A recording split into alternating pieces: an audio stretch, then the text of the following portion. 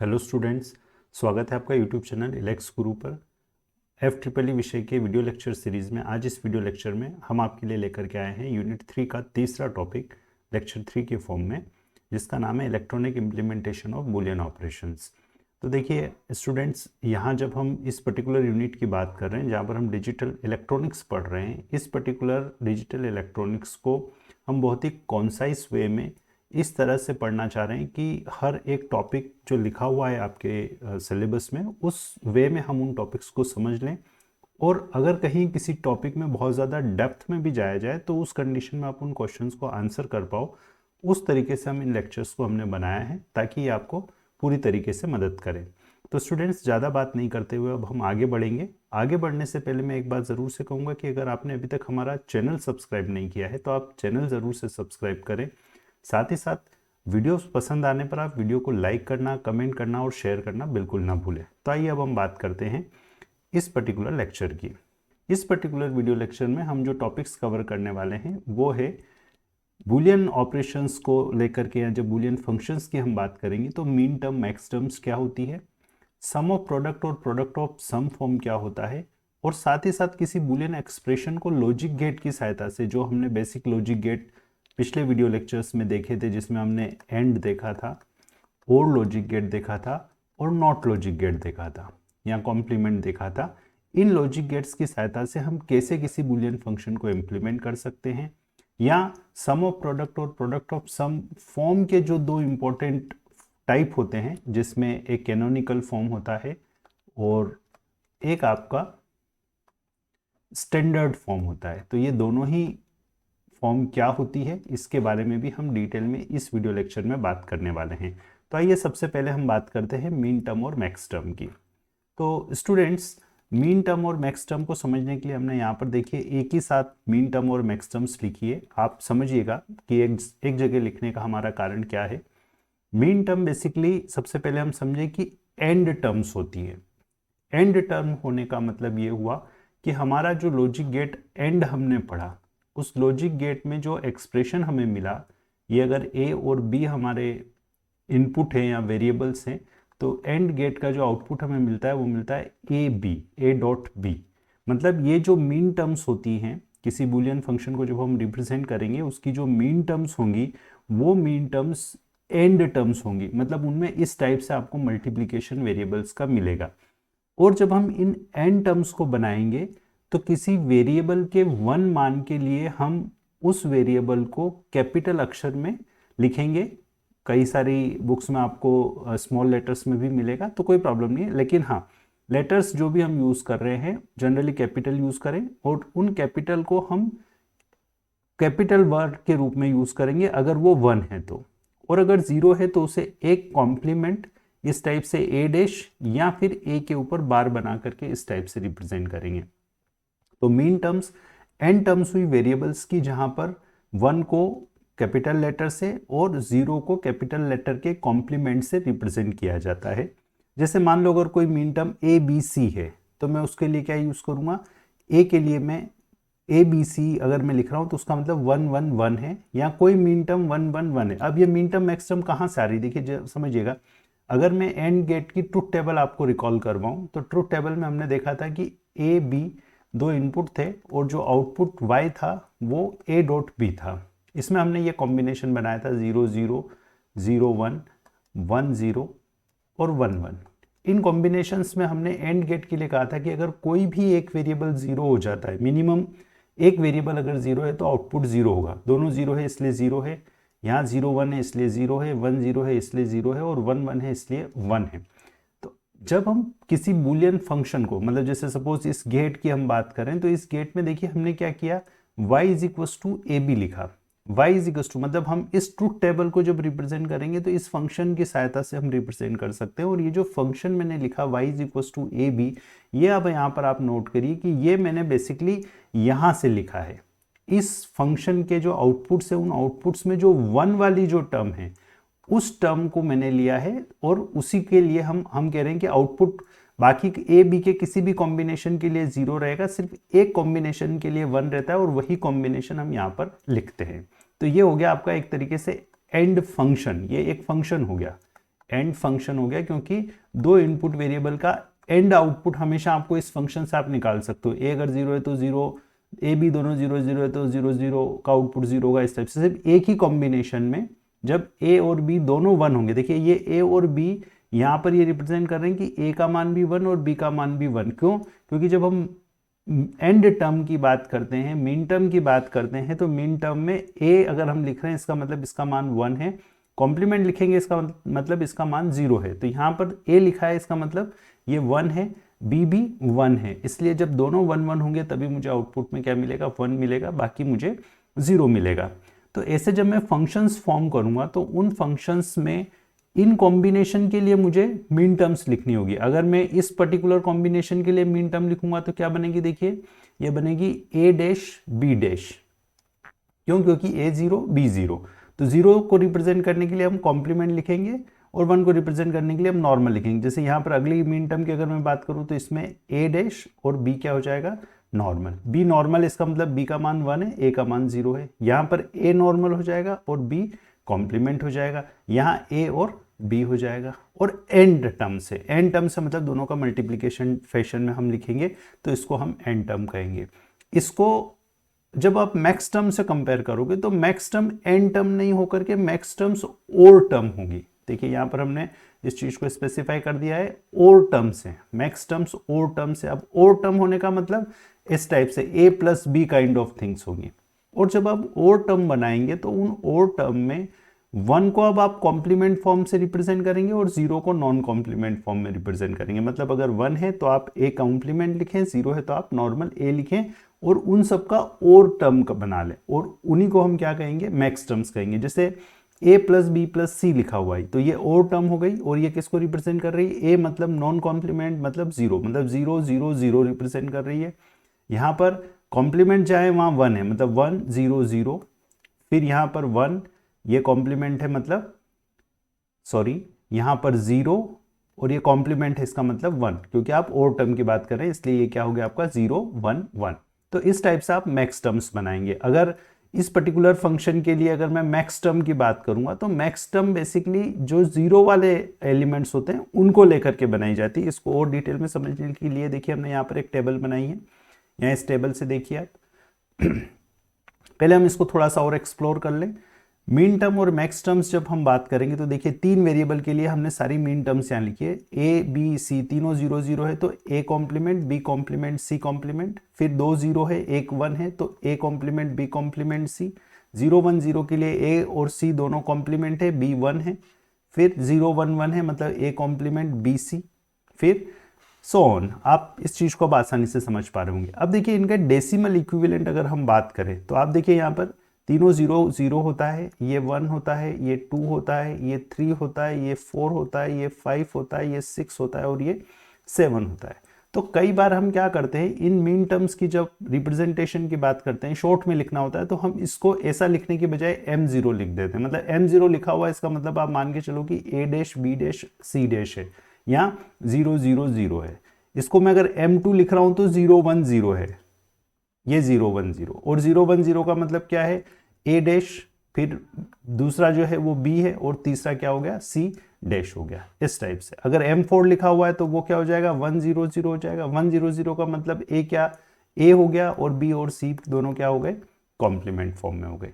इस टाइप से आप इस चीज को समझे कि मीन टर्म्स को हम m0 स्मॉल m के साथ m0 m1 m2 m3 m4 m5 m6 और m7 की फॉर्म में लिखेंगे। यहाँ 4 वेरिएबल होंगे तो 0 से लेकर के 2 to the power 4। हमने पिछले वीडियो लेक्चर में भी बताया था आपको कि अगर n वेरिएबल्स हो, जैसे ये 3 वेरिएबल है तो 2 की घात 3 मतलब 8 कॉम्बिनेशन बन रहे हैं और वो 8 कॉम्बिनेशन 0 से लेकर के 7 तक होंगे। जब आप 0 को भी गिनेंगे काउंटिंग में, आप मान लो सपोज 4 तक काउंट करना है और आप 4 टर्म्स आपको काउंट करना है और आप 0 से स्टार्ट करेंगे तो 0 1 2 और 3, ये 0 से 3 तक काउंट करने में आपके 4 हो जाएंगे। तो इसी टाइप से 8 अगर टर्म्स आपको काउंट करनी है तो आप 0 से काउंट स्टार्ट कर रहे हैं तो 0 से आपको 7 तक ही जाना पड़ेगा। 2 to the power 4 मतलब 16 है तो 16 में आप 0 से स्टार्ट करेंगे और 15 तक जाएंगे। तो ये वो 16 कॉम्बिनेशंस होंगे जब आपके 4 वेरिएबल्स होंगे। उस कंडीशन में आप इन मीन टर्म्स को m0 से लेकर के m15 तक रिप्रेजेंट कर सकते हैं। तो ये तो बात हो गई मीन टर्म्स की। मैक्स टर्म्स में हम कह रहे हैं कि आप a प्लस बी प्लस सी लिखेंगे और जस्ट उल्टा करेंगे। 0 के लिए यहाँ पर क्या है, नॉन कॉम्प्लीमेंटेड है, और 1 के लिए यहाँ पर कॉम्प्लीमेंटेड है। देखिए यहाँ पर ये जहाँ जहाँ 1 आ रहा है वहाँ वहाँ हमने क्या किया है, कॉम्प्लीमेंट लगा दिया। ये b और c कॉम्प्लीमेंटेड है, यहाँ ये कॉम्प्लीमेंट है, ये और ये a और c कॉम्प्लीमेंटेड फॉर्म में। जहाँ 0 है वहाँ पर आपको क्या मिलेगा, 1 मिलेगा। इसको रिप्रेजेंट करने के लिए हम कैपिटल M से रिप्रेजेंट करते हैं। ये हमने यहाँ पर क्या यूज़ किया है, कैपिटल M। कैपिटल M 0 का मतलब ये हुआ कि ये एक मैक्स टर्म है। मैक्स टर्म है मतलब और टर्म है, और और टर्म के अंदर हम क्या करेंगे, 1 को हम कॉम्प्लीमेंट फॉर्म में रिप्रेजेंट करेंगे और 0 को नॉन कॉम्प्लीमेंट फॉर्म में रिप्रेजेंट करेंगे। तो ये आपका बेसिक मीन टर्म और मैक्स टर्म क्या होता है ये हो गया। और अब इस मीन टर्म और मैक्स टर्म के कंसेप्ट को समझते हुए, ध्यान में रखते हुए, अब हम चलते हैं sum of product and product of sum form पर। ये जो फॉर्म है ये बहुत इंपॉर्टेंट होते हैं। कई बार जब हम फंक्शंस की बात करते हैं, देखिए सपोज एंड फंक्शन की हमने बात की, एंड फंक्शन में हमने कहा कि 0 0 0 1 1 0 और 1 1 पर मुझे क्या मिलता है, 0 मिलता है। यहाँ पे मुझे 0 मिलेगा, यहाँ 0 मिलेगा, और यहाँ पर मुझे 1 मिलेगा। और इस फंक्शन को मैंने कहा ये a इंटू बी हुआ। अब मान लो सपोज केस ये नहीं है, यहाँ पर क्या हुआ, एक ही जगह मान 1 था, इसलिए हमने इसको a b कह दिया। मान लो सपोज ये फंक्शन ऐसा नहीं होकर के ऐसा होता, 1 0 0 और 1 होता, तो उस कंडीशन में यहाँ जो वैल्यू है उन वैल्यूज को मैं देखो क्या क्या लेता है। ये जो फंक्शन मेरा बनता है, इस फंक्शन में मैं ये कहता कि a और b जब दोनों कॉम्प्लीमेंट है तब भी मुझे 1 मिल रहा है, और एक और बार मुझे 1 मिल रहा है जब a और b दोनों 1 है। अब इस फॉर्मेट पे कॉन्सेंट्रेट करिए। देखिए ये जो फॉर्मेट है, इस फॉर्मेट को हम बोलते हैं sum of product form. Sum of product form. Sum of product क्यों, क्योंकि एडिशन कर रहे हैं हम। एडिशन किसका कर रहे हैं, प्रोडक्ट का एडिशन कर रहे हैं। किसके प्रोडक्ट का एडिशन कर रहे हैं, जिन जिन के लिए 1 है, जिन जिन के लिए फंक्शन का मान 1 है, उन सबको हम जोड़ रहे हैं, उन सबका हम सम कर रहे हैं। इसलिए हम इस फॉर्मेट को, जब आपकी मीन टर्म्स को आप ऐड करेंगे, यहाँ पर देखिए मैंने एक और सम ऑफ प्रोडक्ट फॉर्म के लिए एक और फंक्शन यहाँ पर बनाया है। इस फंक्शन में देखिए हम ये कह रहे हैं कि ये a और b c तीन वेरिएबल पर डिपेंड करने वाला कोई एक ये फंक्शन है, जिसका मान इन वैल्यूज पर 1 है। इन मीन टर्म्स के लिए 1 है, बाकी 0 है। तो हम क्या कर सकते हैं, हम एक इसका जो फंक्शन लिखेंगे, उस फंक्शन को हम ऐसा लिख सकते हैं a dash b dash c dash. क्यों a dash b dash c dash, क्योंकि इस मीन टर्म के लिए m0 के लिए ये क्या है, 1 है फंक्शन, और मीन टर्म क्या है, a dash b dash c dash. फिर 0 वाली इसको हम नहीं लेते, 1 वाली को लेते हैं, a dash b c dash, फिर 0 0 नहीं लेंगे, फिर a b डैश c, और आखिरी में ये a b c। तो ये जो फॉर्मेट है जिसमें हमें क्या मिल रहा है, सम मिल रहा है प्रोडक्ट का। सम मिल रहा है मतलब एडिशन हो रहा है, और प्रोडक्ट किसके प्रोडक्ट है, वेरिएबल के प्रोडक्ट से। इसलिए मीन टर्म्स का एडिशन, इसको हम कह सकते हैं सम ऑफ प्रोडक्ट फॉर्म, मतलब बेसिकली मीन टर्म का एडिशन है। इसको लिखने का एक और तरीका ये होता है, शॉर्ट में लिखने के लिए कई बार आप देखेंगे इस टाइप से आपको लिखा हुआ भी मिल सकता है, A B C equal to summation of minterms. अब मीन टर्म्स कौन कौन सी, देखिए ये 0 वाली मीन टर्म है इसलिए 0, कॉमा ये 2 वाली टर्म है, कॉमा ये 5 वाली है, कॉमा ये 7 वाली है। तो देखिए ये अगर मैं लिख दूं यहाँ पर, ये लिखा हुआ और ये लिखा हुआ दोनों ही इक्वल है, ये दोनों ही इक्वल है। अब यहाँ पर एक इंपॉर्टेंट टर्म हम बात करेंगे। ये जो रिप्रेजेंटेशन है ये स्टैंडर्ड फॉर्म का रिप्रेजेंटेशन कहलाता है। ये जो रिप्रेजेंटेशन है ये स्टैंडर्ड फॉर्म है।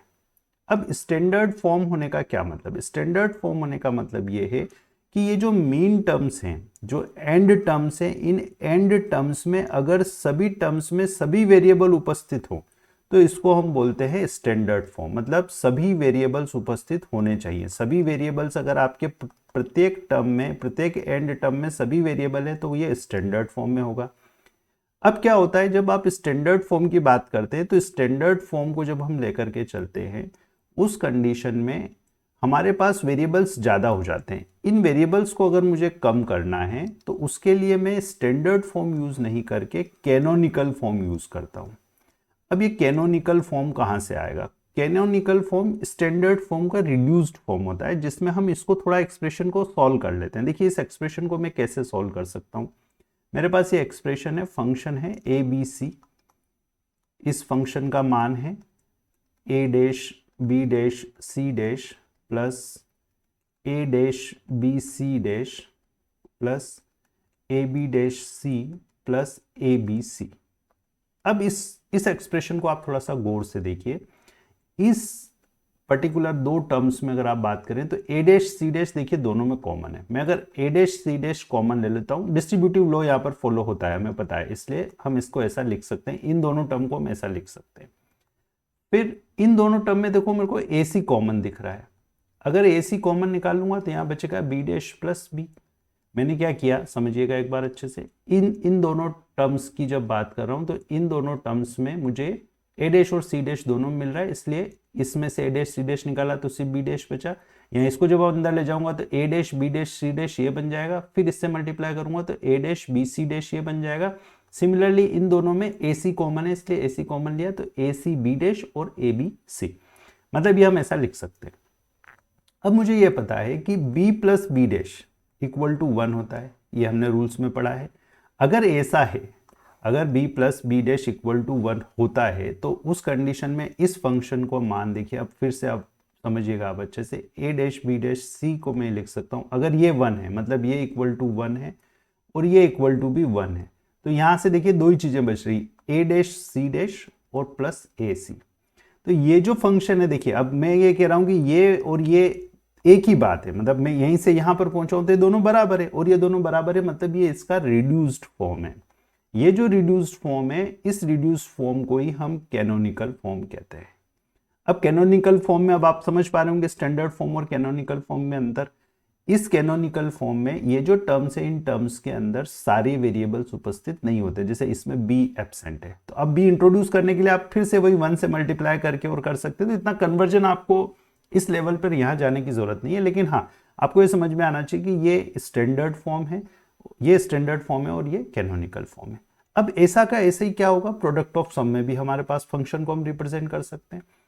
प्रोडक्ट ऑफ सम में जब आप फंक्शन को रिप्रेजेंट करेंगे तो यहाँ जिन टर्म्स को आप लेंगे वो टर्म्स जीरो वाली होगी। प्रोडक्ट ऑफ सम के अंदर जो टर्म्स आप लेने वाले हैं, सम का प्रोडक्ट है, देखिए ये सम का हमने क्या कर रखा है, प्रोडक्ट, मल्टीप्लिकेशन हम कर रहे हैं, मतलब और टर्म्स का हमने क्या किया है यहाँ पर, और टर्म का मल्टीप्लिकेशन किया है। अब और टर्म्स कौन सी ली है, देखिए ये वाली टर्म ली मैंने 2 ली है, ये A B dash C dash मतलब ये वाली ली है, फिर ए डैश बी सी ये वाली लिया है, फिर ए डैश बी और सी डैश ये वाली, मतलब हम क्या करेंगे यहाँ पर जीरो वाली टर्म लेते हैं। हमने सम ऑफ प्रोडक्ट फॉर्म में 1 वाली टर्म ली, प्रोडक्ट ऑफ सम में हमने क्या कर ली, 0 वाली टर्म्स ले ली। अब ये जो फॉर्म है यहाँ पर ये क्या हो गया, ये स्टैंडर्ड फॉर्म हो गया, और इस स्टैंडर्ड फॉर्म को अगर मुझे फिर से कैनोनिकल फॉर्म में कन्वर्ट करना है तो यहाँ पर भी कैनोनिकल फॉर्म होगा। फिर से देखिए हम यहाँ पर क्या कर सकते हैं, ये जो function F A B C है, अब ये जो फॉर्मेट लिखा हुआ है इससे ये पता चल रहा है कि ये फॉर्मेट कौन सा है, प्रोडक्ट ऑफ सम वाला फॉर्मेट है। तो इसमें आपको बहुत ज़्यादा सोचने की ज़रूरत नहीं पड़ती है, जब आप आगे की कक्षाओं में इसको और डिटेल में पढ़ेंगे तो आपको और अच्छे से समझ में आएगा और इसको आप बहुत एक्सप्लोर कर सकते हैं और बहुत आसानी से आप इनको समझ सकते हैं। अभी के लिए हम इतना समझ लें कि ये स्टैंडर्ड फॉर्म है जिसमें हर एंड टर्म में, यहाँ पर जो आप प्रोडक्ट कर रहे हैं, प्रोडक्ट ऑफ सम है, तो हर जो सम टर्म है उन सभी सम टर्म के अंदर सभी वेरिएबल, फंक्शन में जितने वेरिएबल है, अगर 2 वेरिएबल है तो दोनों सब में होने चाहिए, 3 है तो तीनों सब में होने चाहिए। तो यहाँ पर क्या हो रहा है, सबके अंदर वो वेरिएबल्स हैं। अब हमने देखिए एक बंटन का एक नियम पढ़ा था हमने, x plus Y Z equal to x plus Y into X plus Z, ये नियम हमने पढ़ा था पिछले वीडियो लेक्चर्स में। अगर आपने वीडियो लेक्चर्स नहीं देखे तो आप देख ले जरूर से। यहाँ पर ये नियम यहाँ पर देखिए लागू हो रहा है। हम यहाँ पर ये कह सकते हैं कि ये जो a प्लस बी है इसको मैं एक वेरिएबल मान लूँ, x मान लूँ, तो यहाँ पर भी ये x है और यहाँ पर भी x है। अब ये देखिए y और z, मतलब यहाँ पर 2 चीज़ होनी चाहिए, तो ये दोनों ही अलग अलग है, x दोनों में सेम है, इसका मतलब इन दोनों टर्म से मैं इसको लिख सकता हूँ a plus B dash, a plus B dash plus C C dash. मतलब मैंने क्या किया, अब देखिए इसको x plus Y Z form में मैंने इसको कन्वर्ट कर दिया। इन दोनों टर्म को जब आप खोलेंगे तो a plus B dash plus C और a plus B dash plus C dash हो जाएगा, ये ऐसा कैसे, ये इन दोनों टर्म में हो जाएगा। फिर यहाँ पर भी ऐसे ही हो रहा है, देखिए आप यहाँ ए डैश प्लस बी कॉमन आ रहा है, मतलब आप यहाँ कर सकते हैं ए dash plus B plus C C dash. अब हमें यह पता है कि अगर कोई वेरिएबल मान लो x है और उस वेरिएबल का कॉम्प्लीमेंट x डैश है, तो ये हमेशा क्या होगा, अगर मान लो जैसे आप इसको रटा, अगर आपने रट नहीं रखा है तो आप इसको समझ करके भी कर सकते हैं। जैसे सपोज x का मान 0 है तो ये क्या होगा, 1 होगा, x का कॉम्प्लीमेंट 1 होगा, मतलब ये 0 आएगा। अगर ये 1 है तो 1 का कॉम्प्लीमेंट 0 होगा, मतलब ये 0 आएगा, मतलब ये तो हमेशा क्या आने वाला है, 0 ही आने वाला है। मतलब ये जो सी सी डैश है ये 0 होगा, ये सी सी डैश भी 0 होगा। तो ये जो एक्सप्रेशन बन रहा है हमारा एफ ए बी सी, जिसको हम प्रोडक्ट ऑफ सम एक्सप्रेशन कह रहे हैं, ये प्रोडक्ट ऑफ सम एक्सप्रेशन अब रिड्यूस्ड फॉर्म में, जिसको हम क्या बोल रहे हैं, कैनोनिकल फॉर्म बोल रहे हैं, उसमें ये ऐसा बन गया। तो ये आपका कैनोनिकल फॉर्म हो गया। मतलब देखिए फंक्शन वही है, फंक्शन वही है, सेम ही रहेगा। वैल्यूज आपको इस कंडीशन में भी इन्हीं 4 कॉम्बिनेशन के लिए 0 मिलने वाली है, बाकी कॉम्बिनेशन के लिए 1 मिलने वाली है। लेकिन अब आपको कम वेरिएबल्स की आवश्यकता पड़ रही है। अब ये आपके दिमाग में प्रश्न आ रहा होगा कि क्यों हम इतनी मेहनत कर रहे हैं, क्यों हम इतना दिमाग लगा करके इसको छोटा करें। इंप्लीमेंटेशन ईजी हो जाता है। बूलियन जब आप इसको किसी एक्सप्रेशन को लॉजिक गेट से इंप्लीमेंट करेंगे तो वो इंप्लीमेंटेशन आपका ईजी हो जाएगा। अब आगे हम उसी इंप्लीमेंटेशन की बात कर रहे हैं, जो कि आज का इस पर्टिकुलर वीडियो लेक्चर का सबसे लास्ट टॉपिक है। तो यहाँ पर देखिए logic gate implementation of Boolean functions. अभी हमने पिछली स्लाइड में ये देखा कि ये जो function sum of product form में था, इस फंक्शन का मान A dash C dash plus A C भी है।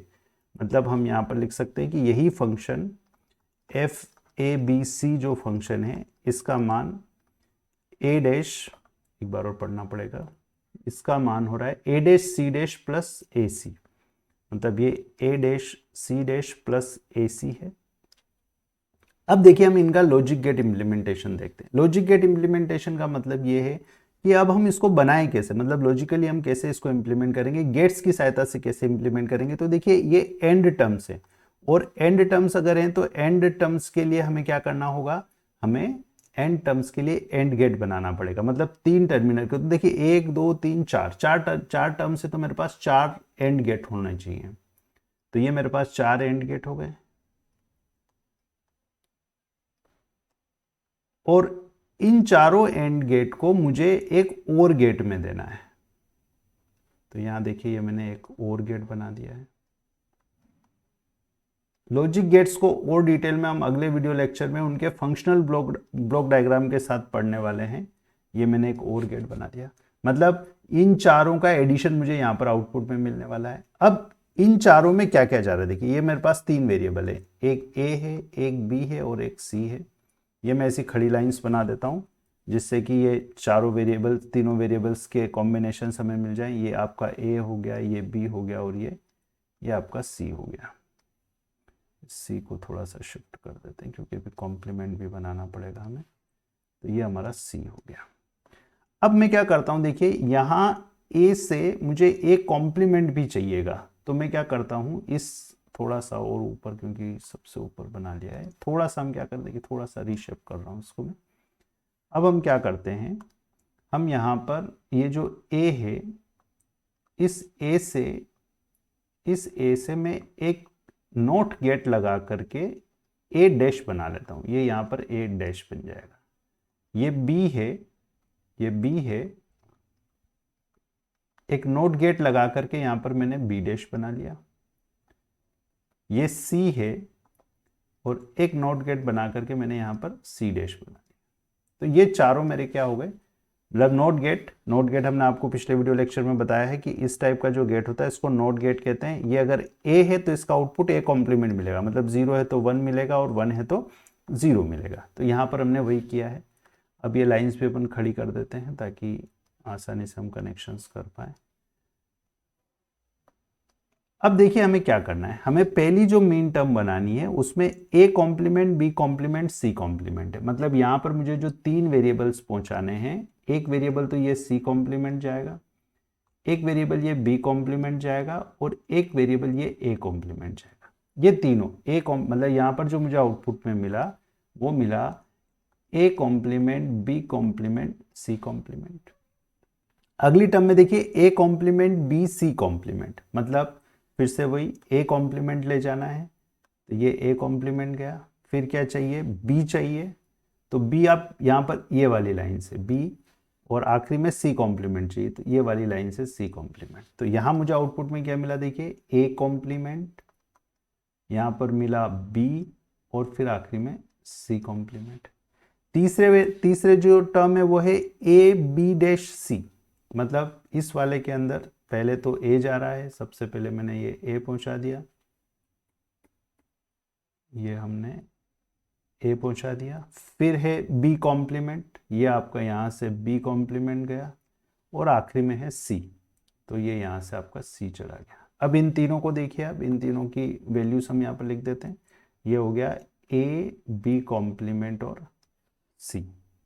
आखिरी में देखिए क्या है, ए बी सी, मतलब तीनों का जो नॉन कॉम्प्लीमेंटेड फॉर्म है वो एक नॉन कॉम्प्लीमेंटेड फॉर्म यहाँ जाएगा। ये ए गया, ये बी गया, और ये फाइनली आपका सी गया।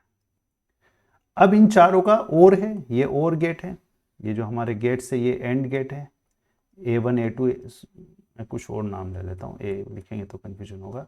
ये एक्स गेट है, X1 X2 X3 और X4, ये 4 एंड गेट्स हैं, और ये और गेट O1 है, और गेट या और ही लिख देते हैं इसको। अब यहाँ पर क्या करेगा, इन चारों का एडिशन मुझे आउटपुट में मिलेगा, मतलब यहाँ इसके आउटपुट में अगर मुझे Y मिल रहा है या F मिल रहा है, तो यही जो एडिशन हम यहाँ पर लिखा हुआ है, यही एडिशन एज इट इज हमें मिल जाएगा। तो ये हुआ देखिए स्टैंडर्ड फॉर्म का लॉजिक गेट इंप्लीमेंटेशन।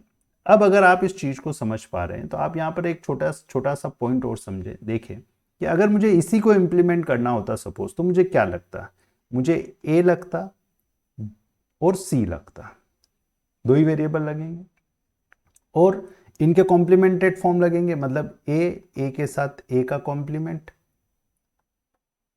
और ये सी और सी के साथ सी का कॉम्प्लीमेंट।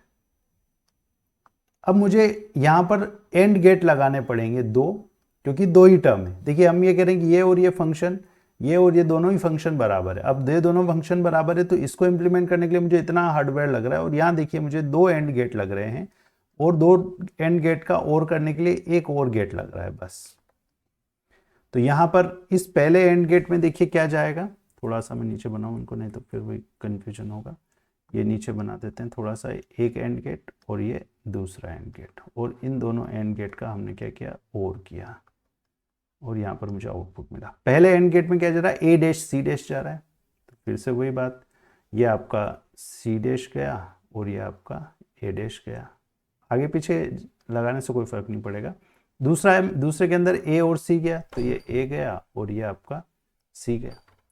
अब ये जो आउटपुट आपको मिल रहा है, इस आउटपुट को आप यहाँ लिख सकते हैं, यहाँ पर आपको मिला ए डैश सी डैश, और यहाँ पर मिला आपको ए सी, और इन दोनों का एडिशन यहाँ पर मिला ए dash C dash plus A C.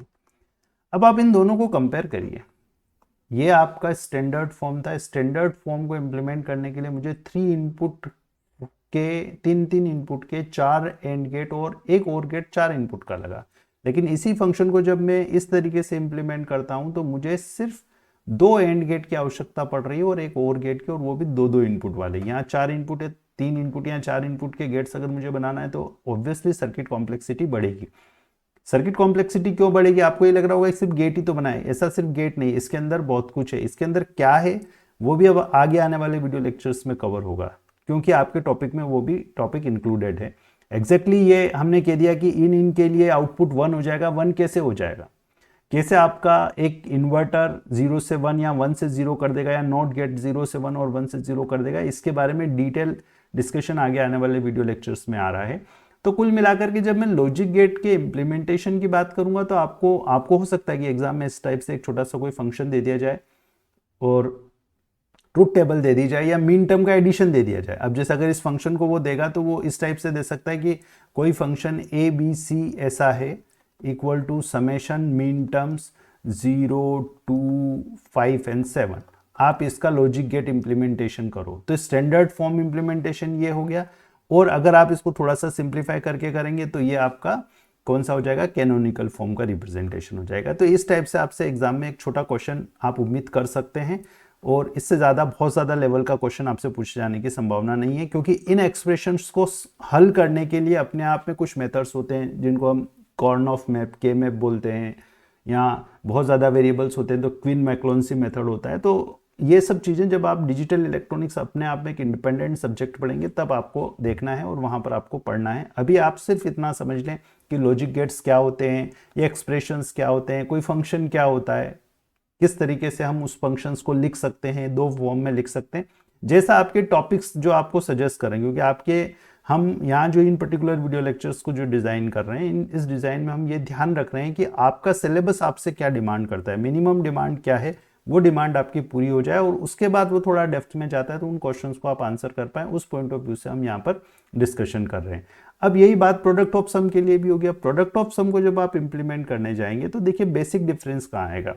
Basic difference is और टर्म की वजह से आने वाला है, क्योंकि अब आप पहले और करोगे और फिर एंड करोगे। मतलब ये हुआ कि अगर मेरे पास वही, फिर से मैं तीन वेरिएबल्स की अगर बात कर रहा हूँ, ये मेरे पास तीन वेरिएबल्स हैं ए, बी और सी, ए, बी और सी। इन तीनों वेरिएबल्स की अगर हम बात कर रहे हैं और इनके हम कॉम्प्लीमेंट्स की बात करें, क्योंकि हम जब भी इसको इम्प्लीमेंट करेंगे तो हमारे पास वेरिएबल्स और उनके कॉम्प्लीमेंट्स की आवश्यकता हमें पड़ेगी। तो सपोज ये कॉम्प्लीमेंट्स की लाइन में यहाँ पे बना देता हूँ, ये दो और एक ये तीन, ये आपके पास कॉम्प्लीमेंट्स की लाइन हो गई। यहाँ पर मतलब आपका एक नोट गेट लगा होगा, यहाँ पर एक नोट गेट लगा होगा और यहाँ पर एक नोट गेट लगा होगा। ये नोट गेट आपका ए कॉम्प्लीमेंट करेगा, ये नोट गेट आपका बी कॉम्प्लीमेंट करेगा और ये नोट गेट आपका सी कॉम्प्लीमेंट करेगा। मतलब यहाँ से वो इनपुट ए बी सी आ रहे हैं और उनके कॉम्प्लीमेंट्स आपको इस टाइप से मिल रहे हैं। अब मुझे पहले देखिए क्या करना है, ए प्लस बी प्लस सी करना है, ए प्लस बी कॉम्प्लीमेंट प्लस सी करना है। मतलब मुझे और ऑपरेशन करना है। तो मतलब मुझे ये हुआ कि मुझे यहाँ सबसे पहले एक और गेट लगाना पड़ेगा। तो ये मैंने एक और गेट लगाया। कितने और गेट लगेंगे, एक ये लग गया, दो, तीन और चार, मतलब टोटल चार और गेट लगेंगे। तो पहला और गेट ये हो गया, ये आपका दूसरा और। थोड़ी ड्राइंग उतनी परफेक्ट नहीं है, आप उसके लिए मुझे माफ़ करें।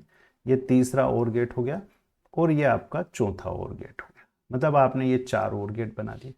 अब इन चारों और गेट से जब आपको ये मिलेगा A plus B dash plus C या A plus B dash plus C dash, तो इन चारों को आपको क्या करना है, मल्टीप्लाई करना है। यहाँ देखिए आप, इनके चारों के एंड हो रहे हैं ना, ये प्रोडक्ट ऑफ सम, मतलब प्रोडक्ट करना। अब प्रोडक्ट करने के लिए आप क्या करेंगे, देखिए आप प्रोडक्ट करने के लिए इन चारों को एक एंड गेट में दे देंगे। बस आपको इन चारों को एक एंड गेट में लगा देना है। ये आपका एक चार इनपुट का हमने एंड गेट बना दिया और इसका जो आउटपुट है वो आउटपुट आपको ये वाला जो टर्म्स है ये टर्म्स मिल जाएगा।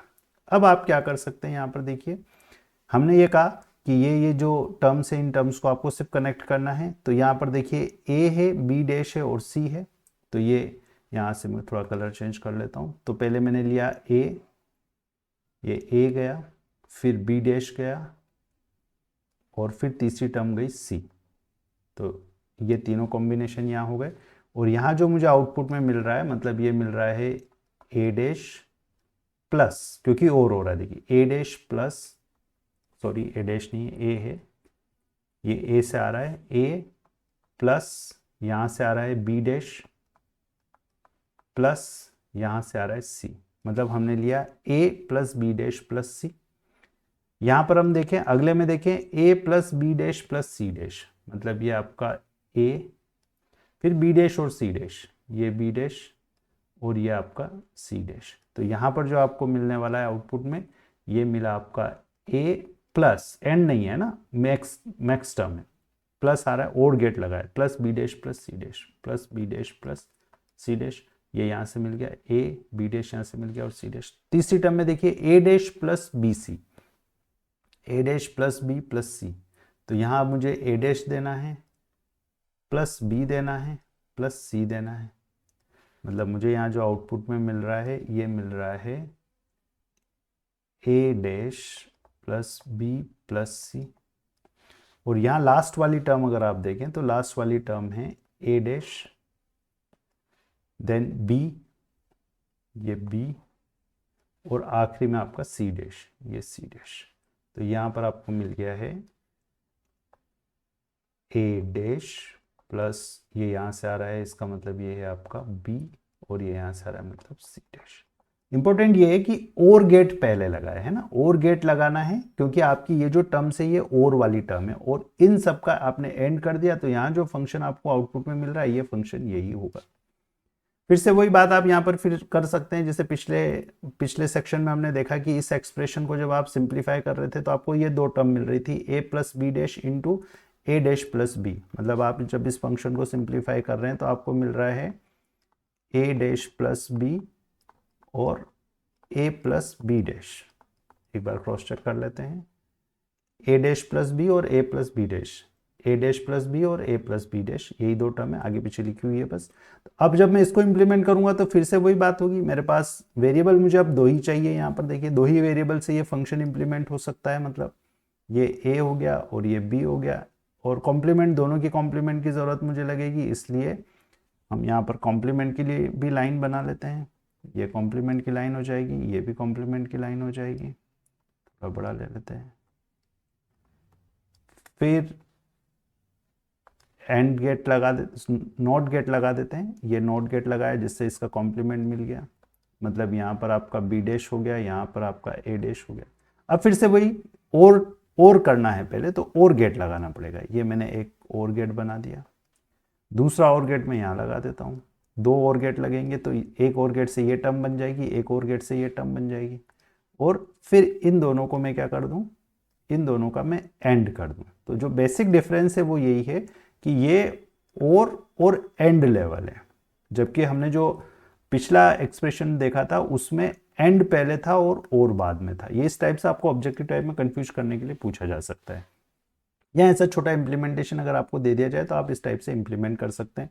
तो यहाँ देखिए मुझे ए डैश लेना है और साथ में बी लेना है, यहाँ पर मुझे ए लेना है और फिर दूसरा क्या लेना है, बी डैश लेना, तो ये मैंने ए और बी डैश ले लिया। इस टाइप से ये जो एक्सप्रेशन है ये एक्सप्रेशन आपको यहाँ पर आउटपुट में मिल जाएगा। तो कुल मिलाकर के ये आप अच्छे से समझ लें कि प्रोडक्ट ऑफ सम में और एंड लेवल होगा, जबकि सम ऑफ प्रोडक्ट में एंड और लेवल होता है। मिन टर्म्स या मैक्स टर्म्स की फॉर्म में इस टाइप से भी आपको दिया जा सकता है। यहाँ पर भी अगर आपको ये एक्सप्रेशन दिया जाएगा तो आपको यहाँ जो एक्सप्रेशन बनेगा उस एक्सप्रेशन को ऐसे लिखेंगे, F A B C equal to, यहाँ प्रोडक्ट है इसलिए इस टाइप से पाई का सिंबल बना होता है, और उस पाई सिंबल के साथ कैपिटल एम लिख करके वो 3 4 5 अगर लिख दे, सॉरी 2 3 4 5, क्योंकि यहाँ आपके क्या हैं, यहाँ आपके 0 हैं, इसलिए आप यहाँ पे लिख सकते हैं कैपिटल एम के साथ 2 3 4 और 5। तो इसका मतलब यही है कि हम इस फंक्शन की बात कर रहे हैं, ये आपको समझ में आ जाना चाहिए।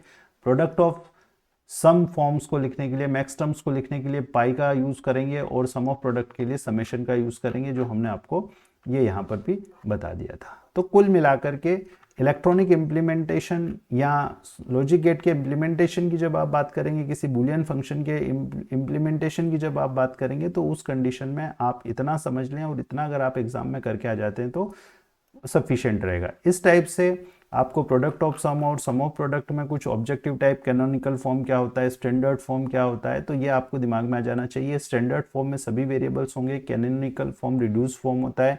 कैनोनिकल से आपको स्टैंडर्ड फॉर्म या स्टैंडर्ड फॉर्म से कैनोनिकल फॉर्म में अगर कन्वर्जन करना है तो बूलियन अलजेब्रा का यूज़ करके अपन कर सकते हैं, पर बहुत ज़्यादा ऐसे कन्वर्जन के क्वेश्चन आपसे पूछे जाने की संभावना नहीं है। मीन टर्म्स क्या होती है और मैक्स टर्म्स क्या होती है ये हो सकता है कि आपसे पूछा जाए, तो इसके लिए आप मेंटली प्रिपेयर रहें, और किसी फंक्शन को कैसे मीन टर्म और मैक्स टर्म की सहायता से रिप्रेजेंट कर सकते हैं इसके बारे में हमने डिटेल इस पर्टिकुलर वीडियो लेक्चर में बात कर ली है। अगले वीडियो लेक्चर में हम ये देखने वाले हैं कि ये जो लॉजिक गेट्स हैं, इन लॉजिक गेट्स को हम किस टाइप से फंक्शनल वे में समझ पाए, मतलब किसी फंक्शनल ब्लॉक डायग्राम से हम उस लॉजिक को समझने की कोशिश करेंगे। तो इसको देखने के लिए, इसको समझने के लिए आप चैनल पर बने रहें, चैनल को देखें, पसंद करें, और पसंद आने पर आप इसको शेयर ज़रूर से करें। Thank you very much.